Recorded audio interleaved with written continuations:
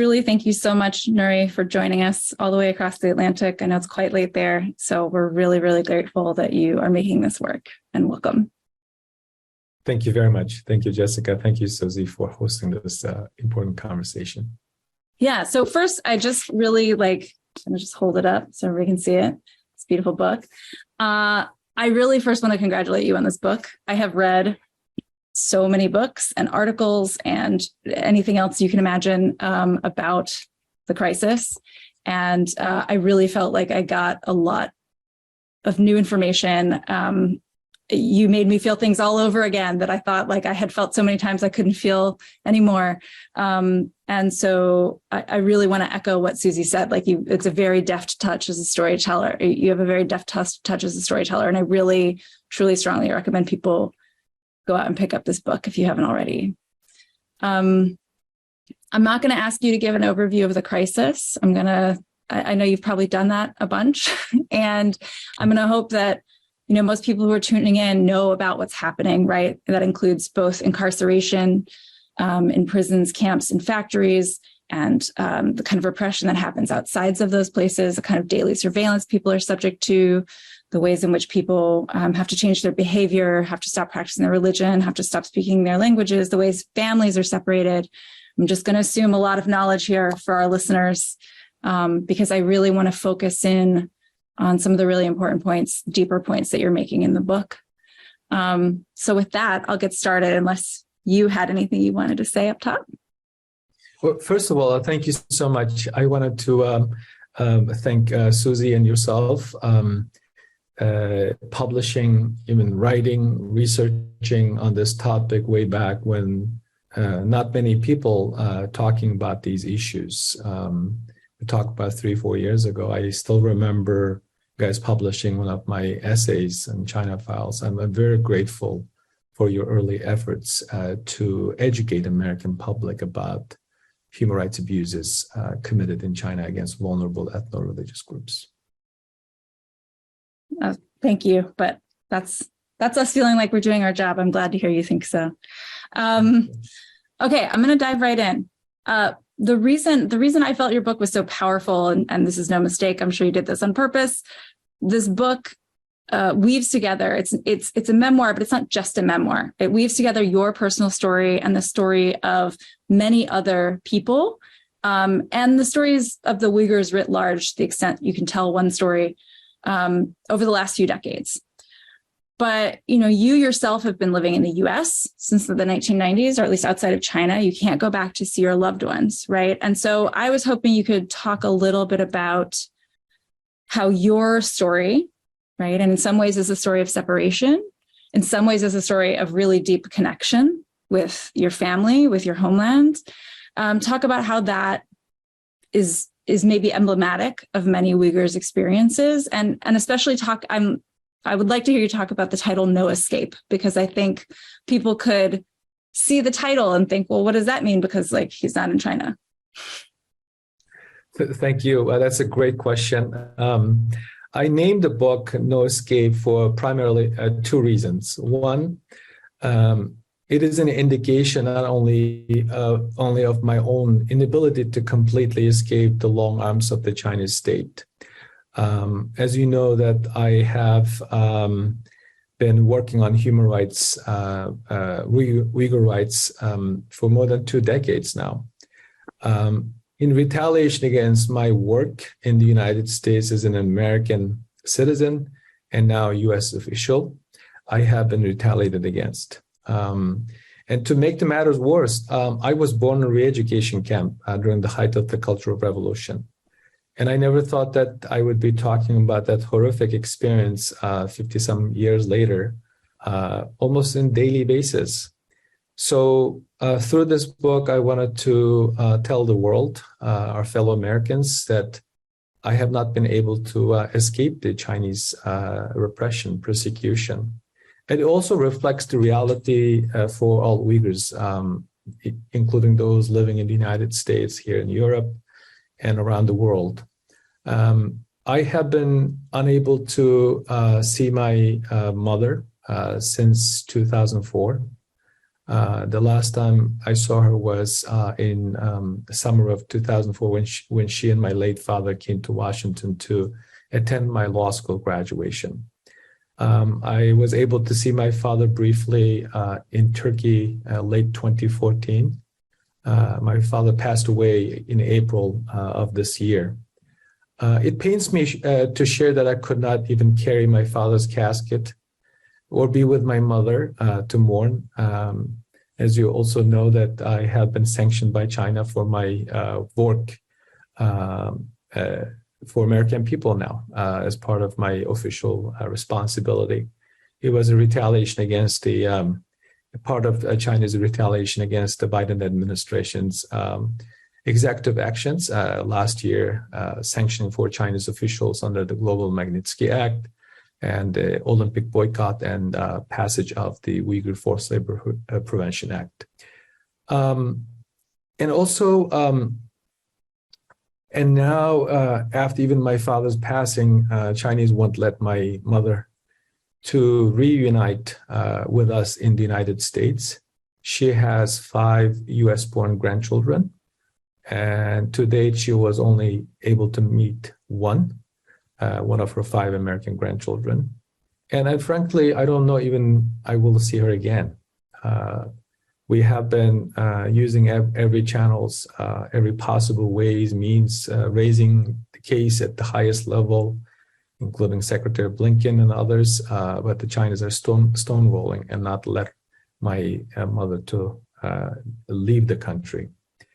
And the no escape also has another profound meaning, which is now everybody in the United States who reads newspaper articles are aware that the Uyghur human rights abuses committed against Uyghurs are not just typical human rights issues that American people or global audience were aware of in the past. And now the U.S. economic interest through the tainted products being exported to the United States that were made with the Uyghur slave labor, our competition aspect with China on technology, our global leadership, our treaty obligations, our values are all connected to Uyghur issues. So American people and global citizens no longer can say they can escape this brutal reality. I hope my own connection to this illustrates for broader audience readers that these people who have been caught up this Orwellian nightmare are real people with their names, families, aspirations. They're not statistics. They are real people. Their spirit has been broken. Uyghur family has been separated. And now this genocide is in its 6th year, is still underway. And we're not seeing any hopeful sign within China that the Chinese leadership will end this. Yeah, sorry, that was a big answer and I need a moment. Yeah, I hadn't quite thought about the idea that those of us outside of China are mired in this as well. We also cannot escape it. We're inextricably part of the system. So thank you for that too. Although it's really evident to me every time I try to buy clothes and I can't when I don't know where they're from anymore. But it's helpful to, yeah, it's an evocative phrase that I will now keep with me. I feel like it's not just your stories. Like you were saying, you wanted people to know that these are real people with names and identities. And that was something that you did really effectively as well. Because it's not just your story. You follow a number of other people through their experiences. One thing I found was really effective was kind of being able to almost be there with people as they experience things for the first time. You know, there were parts where you talked about people in the cities hearing for the first time people were being locked up and the ways in which they filtered that information or didn't, depending on their past. And it was a really grounding and humanizing experience to remember that when you're going through a crisis, when it's happening to you in real time, you don't always have the benefit of hindsight. You can't think clearly about knowing all the facts, what's happening. So I just found the interleaving of personal stories to be really, really useful.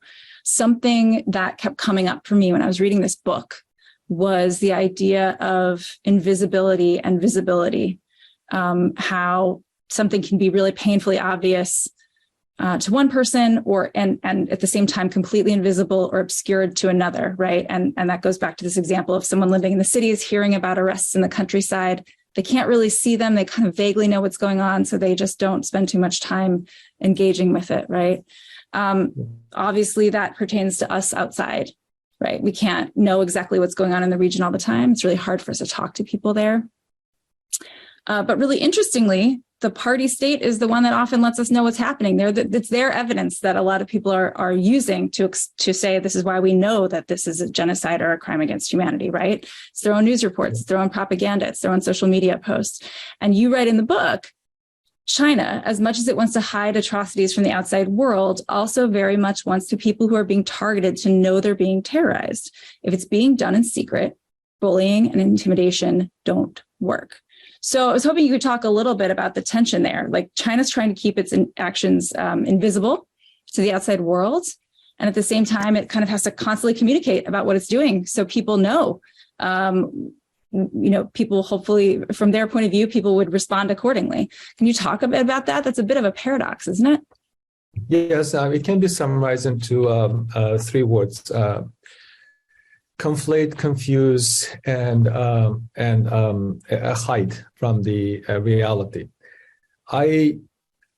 When this is a great question. When you look at the way that they have been putting out some statistics, for example, in a white paper published in 2018, they bragged about the fact that they put through 1.3 million Uyghurs through re-education programs annually for at least 4 years. That gives you a figure that how many people have been affected. And also they have been bragging about how effective that they've been able to control natural population growth. That goes to the heart of the legal definition of genocide. They also publicly state and quite comfortably put out statistics about how many Uyghur children have been taken to so-called boarding schools. They also brag about this pairing program to show the scale and scope of the modern day slavery. But at the same time, they're not telling this to their own citizens. Things like what Chinese citizens specifically, what the international responses have been. And also they're hiding much of it even from the Uyghurs on the ground, specifically a country like ours responded through legislative mandate and executive actions. And at the same time, they're also showing it to a people like those who have been in the society living. If I can borrow one of the State Department officials' statement, those live in an open air prison. That the state is capable of handling those who are non-compliant to the state or not showing enough loyalty to the state, what could be potentially a source for unrest that could undermine CCP leadership, the party, for example. At the same time, globally, when you listen to their statements, they have 3 things that they repeatedly say. They are transforming Uyghurs into normal human beings, as the former Chinese ambassador told the American people through his CNN interview a few years ago. And also they are continue to use fight against 3 forces as an excuse to justify these brutal behaviors. And from the political economic sense, they also say that they're creating jobs, training Uyghurs with skills. And this is nonsense, because some of those people whom that they put through this re-education programs are already highly skilled, trained individuals, university professors, authors, thought leaders, custodians of Uyghur heritage, Uyghur culture, religious leaders, even in some instances, soccer players, state performers. So they have been making things that are visible if that benefit the state. For example, that are in line with Xi Jinping's public calling for projecting lovable image of China. but at the same time, they also hide things that are very obvious. Their method of handling this information regarding to the Uyghur genocide also have been can be likened to the Nazi Germany's attempt to bring International Red Cross to show Potemkin villages. They're bringing in friendly governments from mostly Muslim countries to show those Potemkin villages, portraying some kind of normalcy.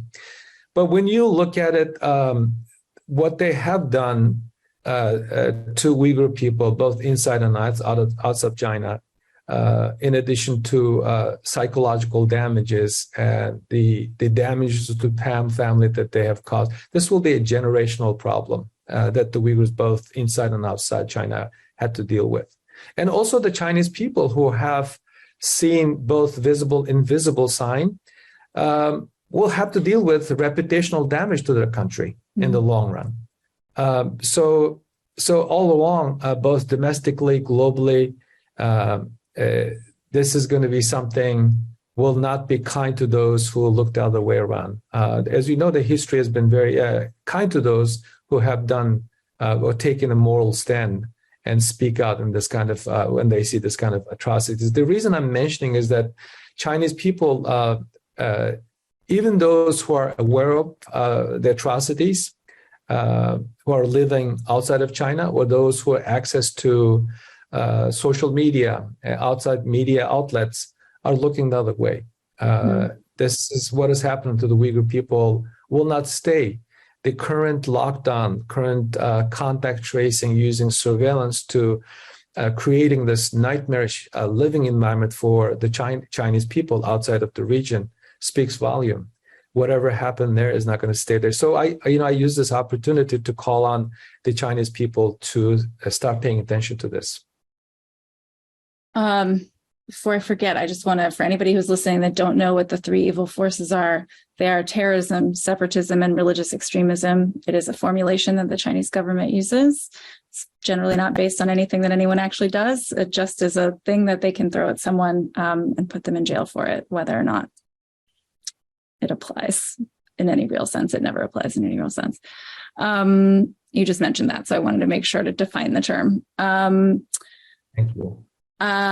I want to pick back up on something that you just mentioned, which is that, on one hand, people, you talked about the Han majority in China, or people outside the region in China, whether or not they know what's happening. Do they really understand fully what's happening? Do they appreciate the extent of it?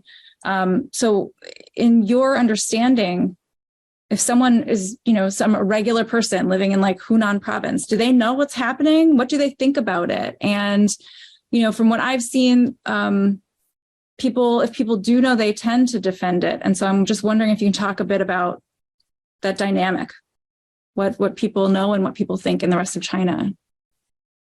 Two thoughts on that. One, the Chinese government controls information. And also they have been effective as most authoritarian regime that made the population believe that the government is doing something through lies and scare tactics. They just misstate something so obvious. Former Deputy National Security Advisor Matt Pottinger delivered a speech in Chinese on the occasion of Mayflower movement. He essentially said, did you know, have you heard that your government is operating largest concentration camps since the Holocaust era? Did you know that your government is committing genocide? So that kind of message has not been resonated. There are two reasons for that.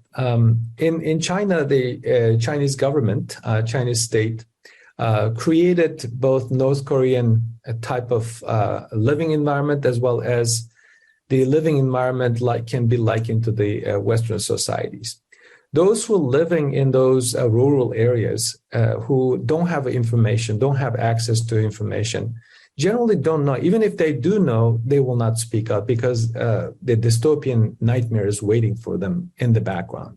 And those who have access to the information, who can travel around the world, who can go to Paris for wine tasting, who can travel to United States for education, shopping, and other activities, just look the other way because life is too good for them. And they are not willing to sacrifice those materialistic satisfaction or good life that they were able to build. Because of that, we have not been heard either from those who live in the rural areas, small towns and villages, learn about these, and also at the same time, those who have access to information, access to social media, have not been able to speak out. I think with the trend line or trajectory that we are seeing in China, this may change. Because now with through this economic pressure, through specifically the trade sanctions and the entity listing, and now the Uyghur Forced Labor Prevention Act, people who have been living happy life through materialistic satisfaction, good jobs, good lives, will have to worry about their pocketbooks. That may change. I'm remain to be cautiously optimistic. It may change, but I've been pleased with some of the Chinese activists, democracy activists, human rights activists have been speaking out. We have several Chinese individuals in the United States have even organized. You and I attended one of them recently, calling to attention, sound an alarm, shining a spotlight. So I don't have much hope at the moment for those who should be speaking out. Martin Niemöller's famous quote comes to mind often when I speak about these. The fact that it didn't happen to those Chinese people should not make them to ignore it. And when this happened to them, I'm afraid that no one else will speak out for them. So that's the reality that I'd like to remind those who are tuning into this conversation today. Yeah. I'll also say, I think there are a number of people who really care and want to speak out, but they suffer from the same pressures, maybe in terms of they worry about their families back home. So that retaliation aspect also can affect them. I know that's been a big problem for some people, and I think the idea of I believe the trendy word now, or the word that we're using to describe it, as transnational repression, is a big issue that affects everybody who has loved ones back in China if they choose to say something that the regime doesn't like.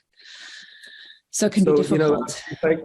If I could add, I do a fair amount of public speaking at universities in the United States. I had Chinese students privately came to me after the event, in some instance apologizing, in some instance asking me really good questions. At the same time, they don't want to be publicly, they don't even tell me their names for the reason that you described, because the price could be really, really heavy for them, because some of them still need to go back and live the life in China. Right. So transnational repression is a quite serious problem that we are dealing with as a nation. Yeah. I want to go back to this theme of visible versus invisible. It kept coming up to me while I was reading this book. And another way it appeared was when you were talking about destruction of religious spaces. And it seemed to me in that case, it was kind of the reverse of most other situations. And you can correct me if that's wrong. But it seems like, for most things, people inside have a better sense of what's going on. But it seemed like for some of the ways in which people were using satellites to discover what was happening, maybe really remote places to some of these mazars or shrines, people in the region may not know that it's happening. So I was wondering if you could talk a little bit about the destruction of those spaces and how we know that it's happening, and to what extent do we know or not know whether people inside are aware? Yeah. This is something very visible to the Uyghur population inside China.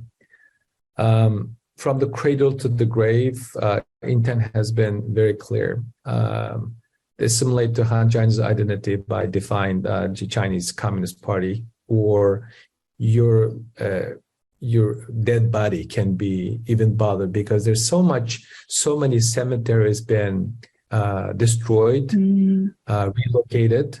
I've seen the new type of cemetery that they have find an outskirt of the counties and the cities.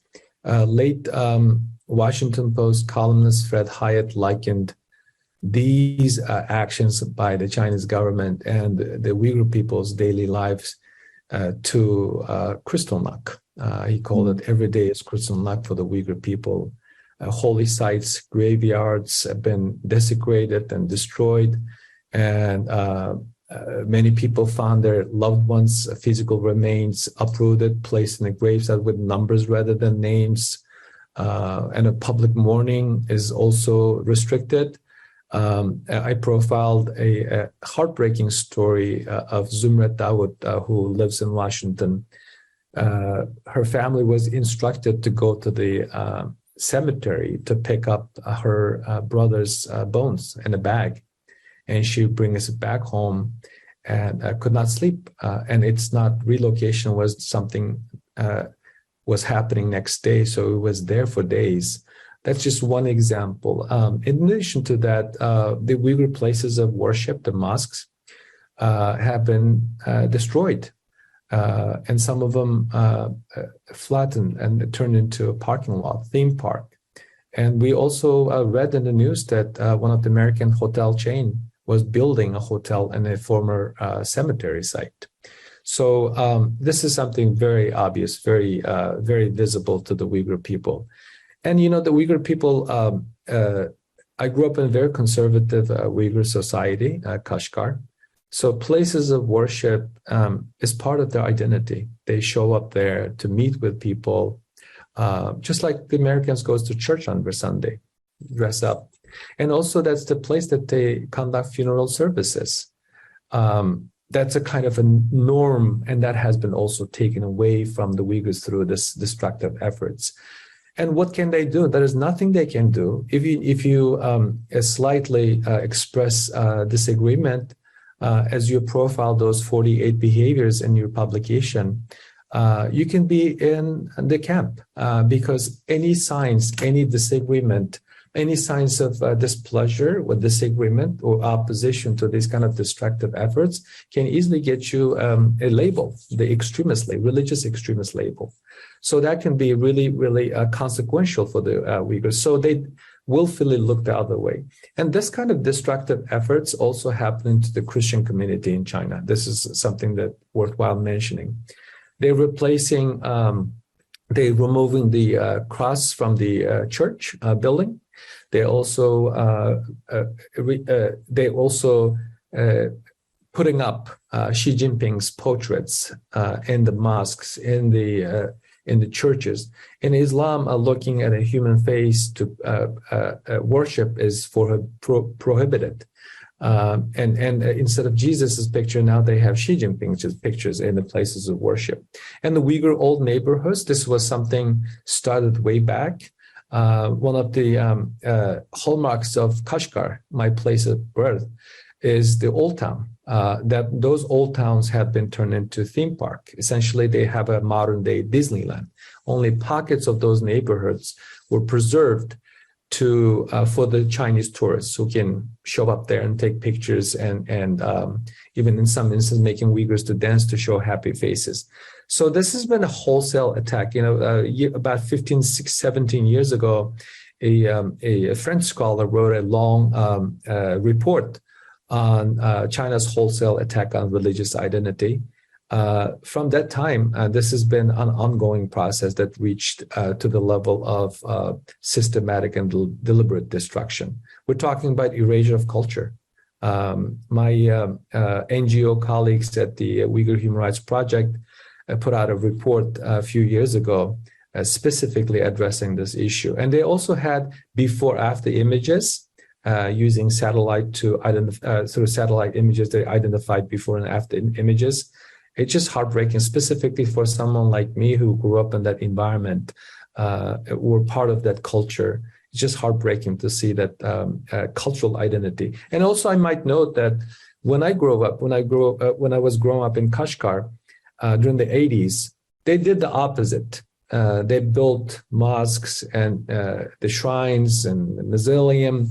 In one instance, as I noted in the book, they carved out a carved out in an area in a Chinese elementary school, built a museum for a very well-known Turkic scholar, Yusuf Hasacip, who wrote this masterful piece called Power of Knowledge and Wisdom.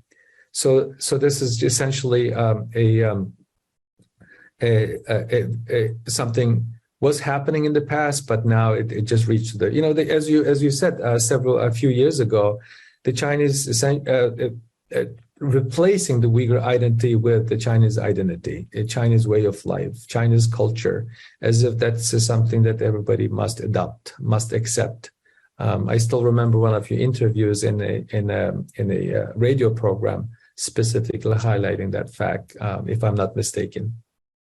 Yeah, sorry. I think I worded my question wrong. I didn't mean to imply that people wouldn't notice like their sites of daily worship or, the things all around them changing. I think I was more trying to ask about places that are remote, especially given all of the movement restrictions. Like it's not easy to move around freely in the region. And so I was trying to get at some of these more distant places, some of these more remote places, sites of pilgrimage, where, the extent of destruction may not fully be known. But I mean, it doesn't matter because your point still stands that this is so all-encompassing to everyone's daily lives in every aspect, religious, cultural, physical. What surrounds you has completely changed. You have to change how you behave in response to it. It changes community relations, social relations. So yeah, that would be pretty noticeable.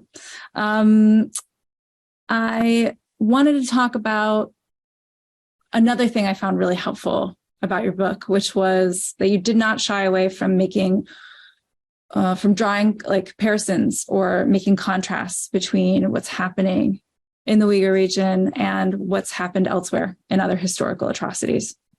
And in some ways, it can be really clarifying. So at one point, you're talking about commonalities with certain aspects of the Nazi genocide.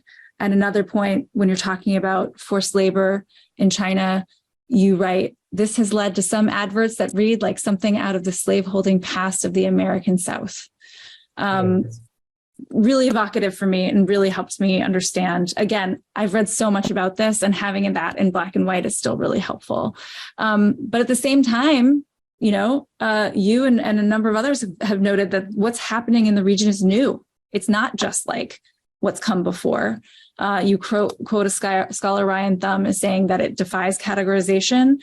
It, differs a lot from previous atrocities, and then it also has overlap with elements of many of those same atrocities. So I was wondering if you could tell us about, what aspects of this crisis have we seen before? What aspects are, have real clear commonalities with the past, and what aspects of it are new? Let me start with what is new. I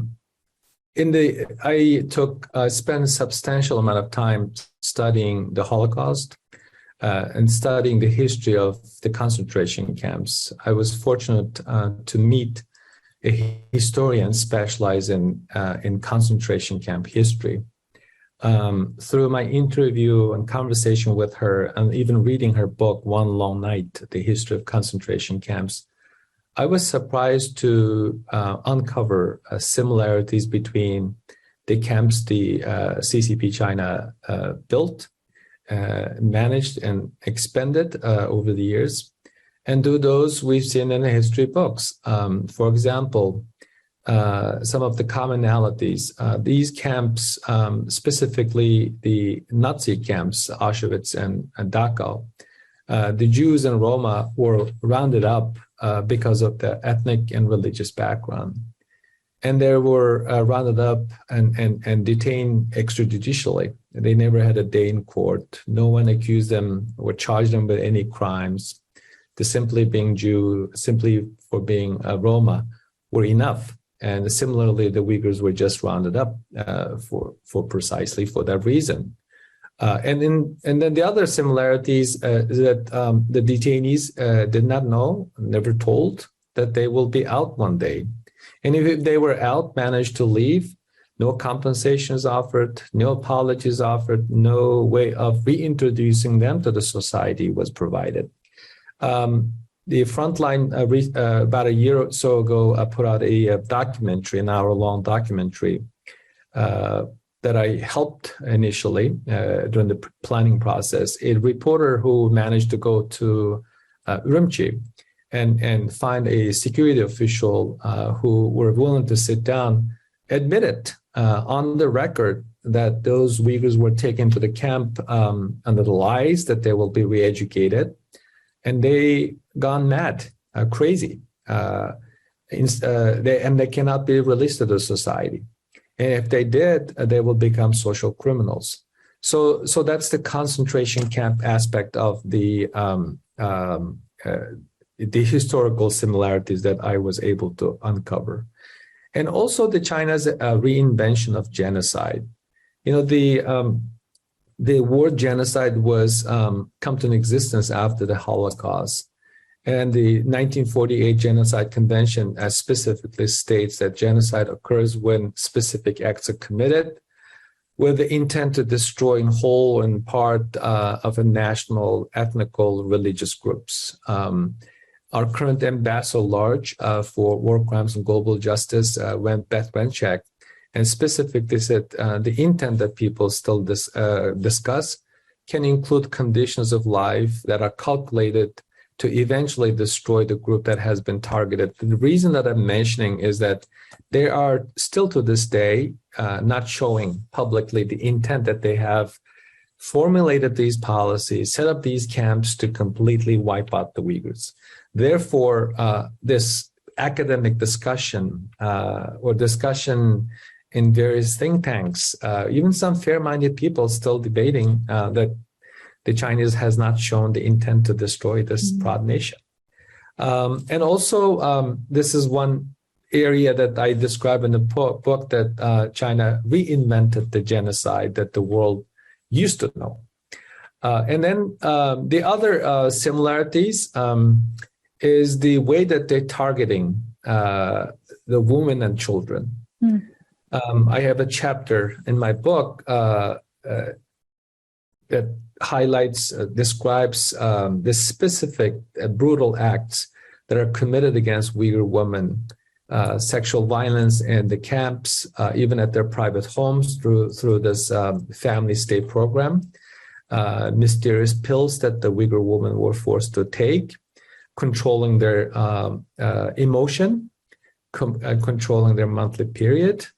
And in some instances, the camp survivors that I interviewed told me that when those women who were subject to sexual violence returned to the prison cell with no emotion at all, nothing. And in one of the Uyghur camp survivors said on the record that she no longer conceive, even though she's not that old, because of those medical treatment or medicine that she was forced to take. And then the other aspect, children. As the father of two young kids, this hits me the hardest. I can't wrap my head around the idea a human being could do this kind of things to children, forcibly separating at least 800,000 Uyghur children. That was reported in the New York Times. That is just to put that in perspective. That is more people than the population of our nation's capital. During the height of the Nazi regime, and at the height of the Holocaust, the highest number of Jews detained were about 750,000 people. And this is even more than the total population at the height of the Jewish concentration camps. So that gives you an idea, that gives you a perspective. What does it mean? That means that the Uyghur women lost their ability to conceive child through after being subject to forced sterilization. We're talking about middle-aged women. I profiled one of them in my book. She was around my age, but she was forced to go through forced sterilization. In fact, she did not even plan to have another child. But because that's a government policy, in just 1 year, the population decline, natural growth, were about 25%. In one county alone, we're about 65%. Again, this is something visible, Jessica, as you mentioned earlier. This was in the official documents. We did not make this up. This was provided through open source information. And just speaking of that 800,000 children, I like to audience the participants to think about the damage that were caused to those 800,000 children and their mothers. And I do, in fact, I've spoken with mothers and fathers outside of China whose children have been taken to those quote unquote boarding schools. In a way, China is also committing genocide against the Uyghur people. And finally, one of the similarities, forced labor. Today, more than 80 global brands have been implicated because of their use of slave labor. Today, global citizens, global consumers use tainted products in the global supply chain made with slave labor. That includes solar panels, that includes beauty products. I also talked about the 13 tons of human hair made products that made to the United States, and that was one shipment. And I don't know how many shipments were made to the United States, and they labeled these products as black gold, targeting. You mentioned this the cotton trade, but this is also, they're also targeting communities in the United States with a woman who have a preference for darker hair, specifically African American community. And as I mentioned, the similarity is the sophisticated use of the technology. Even East German Stasi did not have that kind of means and tools to identify through algorithm, through integrated joint operating platform that Human Rights Watch reverse engineered. And those who used apps like Zapier for exchanging religious text and using WeChat for communication, for paying for plane tickets, or communicating with friends and family members outside of China through WeChat caught up on this. So technological aspect of this is very, very significant. And finally, some companies, namely Cisco, Intel, Sun Microsystems, Siemens, did play a similar role as the IBM did to the Nazi Germany. Mm. And also other disturbing aspect, all of this, these businesses and Chinese state-owned enterprises made American people, global consumers, as a complicit, because as long as we continue to buy those products, it contributes to the problem. In a way, we're investing. We are feeling this genocide today as a free citizens of the world. Yeah, and it's really hard for us to know, at an individual consumer level, what to do, because there's so much opacity surrounding supply chains and everything else. So it sounds like what you're saying, you can correct me if this is wrong, that a lot of the elements have been pulled together from various atrocities in the past, and overlaid on top of it is this new layer of very invasive technology, which allows a greater granularity in terms of how you can see people's daily lives. Does that sound right? Absolutely. Every aspect of Uyghur lives have been surveilled, monitored, and in a way used for punishment. This may be news to our fellow Americans that Uyghur homes have QR codes on the doors. So the state knows what kind of people live there, what kind of travel history that they have, what kind of family connection that they have. In some instance, they also have the entire profile of that individual, including past teaching, past social interactions, writings, if those were still spared from the camps. So, and now those of us who live in the United States who were so fascinated with the way that Chinese control manage the COVID should have a second thought that contact tracing is a disastrous proposition. And it's the most effective way a government like the one in Beijing could control every aspect of your life. And just imagine that companies like Huawei publicly brags about having cloud storage contract with 140 countries around the world. We have over 190 countries at the UN.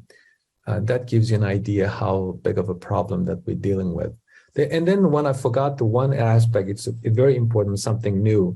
So the Chinese tested this method, initially developed in inland China under the social credit system, surveillance, and then they applied this, implemented this through the Uyghur life that have been treated as a laboratory, and now exporting it. I might add the Chinese camera maker, for example, Hikvision, is already part of our lives. Our schools and hospitals, prison system, in one instance, one military installation, including a former embassy in Kabul, were using cameras made by Hikvision. And this should also give you concern that once the market is saturated in China, this camera makers now looking for foreign buyers. More than 80 countries already, and that includes Western democracies, namely Germany, reportedly adopted or imported Chinese surveillance techniques and equipment. We have a global problem. This is why, as I noted earlier, no one should think that this is something just exclusively for the Uyghurs or for American people to deal with.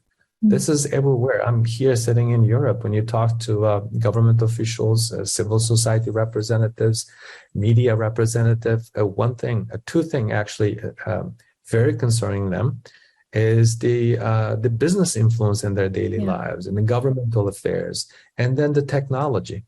So the technology is one of the best weapons that the Chinese have to blunt our influence around the world and building their own influence. Okay, so the extra layer then too is technology around the world and the business, the interconnected nature of our global economy now adds a whole other layer of difficulty in trying to fix the situation or ameliorate it somehow. I want to look forward now and ask you, what are you working on now? What do you see as the next steps forward for Uyghurs in diaspora who are grappling with this crisis? What are people aiming to do right now? Before I address that question, may I mention why Uyghur ethno-national identity is a problem to the Chinese state? I briefly talked about when I mentioned the collective punishment. To the Chinese state, the Uyghur religion, Uyghur ethnic identity, a problem because despite the fact that China always brag about and publicly talk about their constitutional autonomy law and propaganda materials, quote unquote, guarantees freedom of religion, to the Chinese state, the Western religion, particularly Abrahamic religion, are a problem. They believe that these religion brings a Western influence to the country. So any religion for that matter, antithetical to the Chinese communist ideology. If you listen to Xi Jinping's speech at the 20th Party Congress work report, he highlights that the China faces hostility, foreign encirclement, internal, external threat. Both internal and external threat to the Chinese leadership can be connected to liberal ideas, ideologies, beliefs such as religious practices. So the Chinese come up with, as you know, a medical metaphor likening religious belief, spirituality to mental illness and thought viruses, and they need to take a preemptive action to cut that off before that spreads the vital organs, in this case, to the state. So I want the audience to keep in mind that the Chinese did not go created this dystopian nightmare because of something that was done by the Uyghurs. This is all preemptive, based on the perceived threat. And to Uyghurs' ethnic identity is also perceived as a potential source for unrest. As for your question, what are we working on? In the United States, because of the bipartisan support that the Uyghur cause received in the past several years, we have been working with members of Congress to address specifically two issues. One, what do we do with the transnational repression? And this is a real threat. A few days ago, there was a report on BBC that 54 police stations exist in Europe. Our government has not said anything. Our journalists have not reported on this, but this is something very serious, and it's a sovereignty problem, sovereignty concern. It involves our safety, personal safety, and this is something that is very, very concerning to the Uyghur community in the United States. The other is something very common, not only for US-based Uyghurs, but also around the world, that is being disconnected from their family members.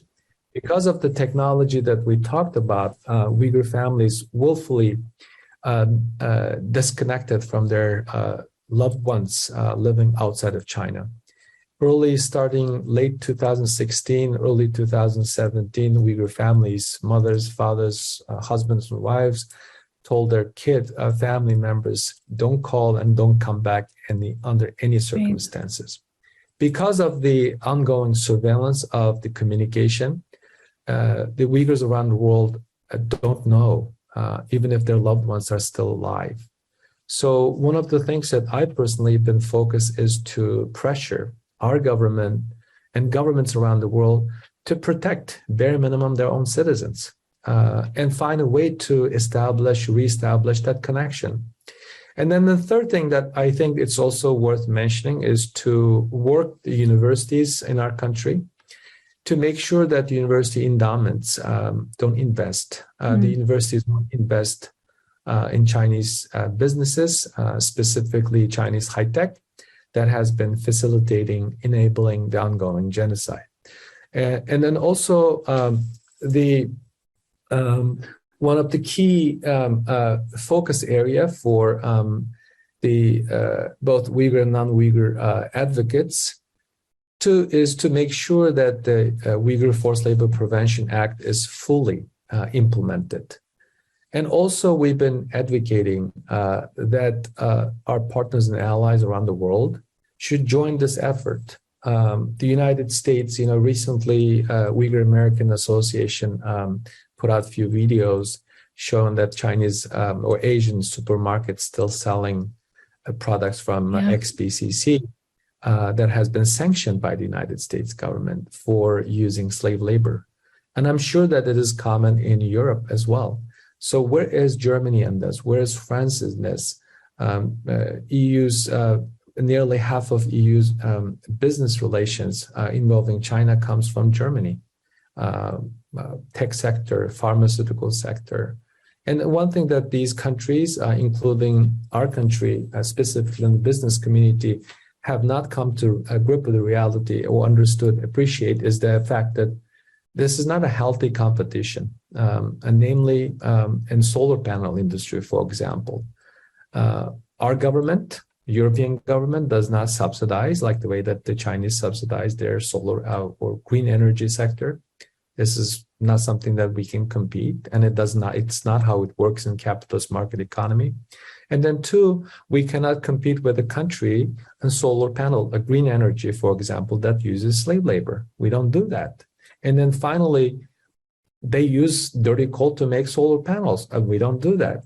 So we've also been advocating, and I personally been engaging the business community, encouraging them to hopefully, before it's too late, to relocate their businesses to countries that does not enslave their own citizens. And then finally, I mean, public education is so important, Jessica, and I'm so grateful that you and Susan organized this event. You know, human has that instinct. We have this beautiful promise, never again, that ring hollow today because we've been keep breaking our promise.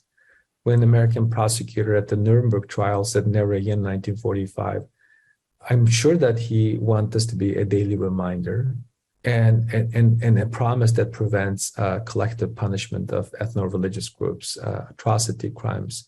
Time and time again, we've been breaking our promises. Just in the last 10 years alone, we have seen 3 genocidal acts, starting with the Yazidis and the Rohingya Muslims and the Uyghurs now. How many more people need to be subject to this kind of brutal treatment because we worry so much about our economic interest, so addicted to cheap products made with slave labor. So it's a gut-checking time for global citizens, and also those policymakers around the world. When you stand up to this kind of regime, when you do show moral leadership, sky does not fall on you. And the United States is a good example. In the last 4 or 5 years, our government has done so much, and the others should follow the suit and join our efforts to solve this problem. Otherwise, we'll keep dealing with this.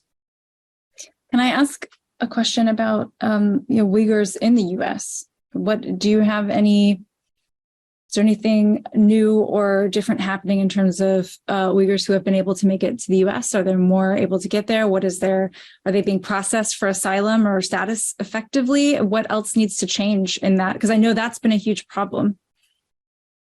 The Uyghurs are not being able to travel. I'm glad that you asked this question. Unlike the known genocidal acts, the Chinese won't let the Uyghurs to leave. They'd rather suffocate them, just keep them there. So that, again, going back to invisibility that you raised earlier. And this is something they don't want the Uyghurs to go outside and share their experiences. So the Chinese are not letting Uyghurs go. And during the pandemic, also the Uyghurs coming here from other countries through regular visa process has been also significantly reduced. Because Consular Affairs is not really processing visa application. As for the asylum seekers, we are seeing slight improvement in the adjudication process for those backlogged asylum application.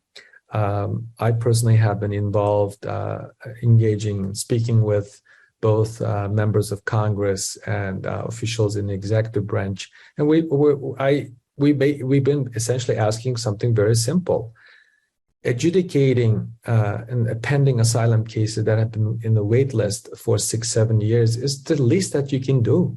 This is not something that you need the approval from our allies and partners, or even worry about upsetting the Chinese. They're here, they're living here, and they're working. They go to school. At least that will give some comfort, some level of comfort to the Uyghur American community that they've been taken care of by our government. So this is one thing. The other thing is I genuinely believe that our government needs to do more to assist American families. Jessica, we have at least 8 Uyghur journalists at the Radio Free Asia. That's half of the journalists there. Have family members taken to the concentration camps. Have we done anything? I mean, in passing and mentioning and raising their case is not enough. We got to do something to protect our fellow citizens, at least bare minimum. And do you think that the deterioration that's happening right now in the relationship between U.S. and China, is that making it harder? Is it making it easier? No change in terms of like the U.S.'s ability to make progress on this issue? Is the downturn in relations affecting what you're trying to do? Yeah, there are 4 key issues in our bilateral relationship. Whatever the nature of that relationship is today: trade, technology, security, and human rights. I think that human rights concern is one of the top priorities for our government. It's a bipartisan. Essentially, the previous government and previous administration and current administration are about to do the same thing, even expanding it has been expanded, bringing our allies and partners, as the case of last spring, concerted, coordinated sanctions against the Chinese officials, along with the EU, UK, Canada. I don't think that this is something, whether we have a good relationship, bad relationship with PRC, that our government cannot look the other way. I mean, this is, once you worked at the State Department, you know how hard it is for Secretary of State even calling this kind of atrocity or giving a name for this kind of atrocities. In our history, it only happened a handful of times. It's very difficult. Once you call them out, you have to act. That's what your your treaty obligation under the Genocide Convention requires. Article number 1 is always ignored. We always focus on Article 2. Article 1 specifically said that state parties must call it out, stop it, and punish. Right. We just made a policy statement. And if you call them out, we got to do something to stop it. And they can go back to normal business relationship once this genocide has been able to stop. Well, I know it's really late there. I'll give you a chance. Is there anything I should have asked you that you would like to ask yourself right now? Or is there anything else that you would like to say? As I alluded earlier, the family time that I lost personally can never be returned to me. I was only able to spend 11 months since 1995 with my parents. That is hard. It will be disingenuous for me to say that life has been okay. It has not been okay. Even in my situation, I have a fulfilling career, beautiful family, a lot of friends. It's been difficult. It's been exhausting. It's been distressful. And this has been shared by many Uyghurs, both at home and abroad. And the other thing that also I want to mention, that the damages done to the Uyghur communities, families, are irreversible. And if you don't want to do anything for the Uyghur people, do something for yourself. What we're dealing is a serious problem. It's a societal problem.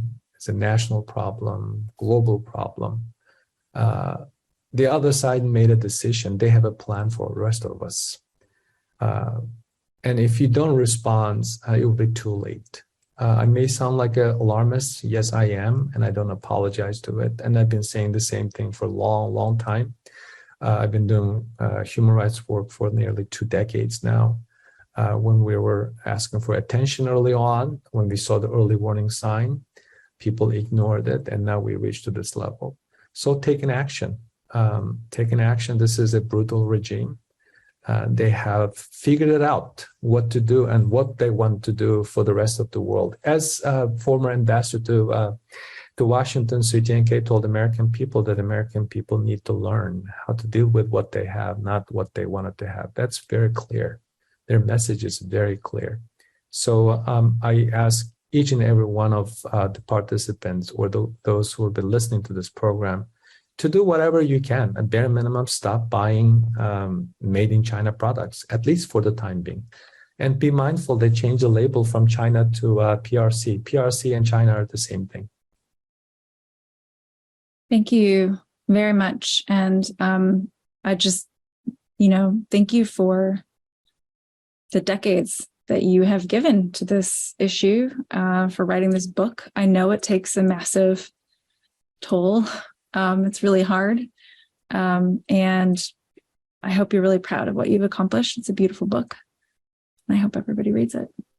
Thank you, Jessica. Thank you so much for your support. I really appreciate it. All right. Well, with that, I think we'll call it to a close. And thanks everybody for listening.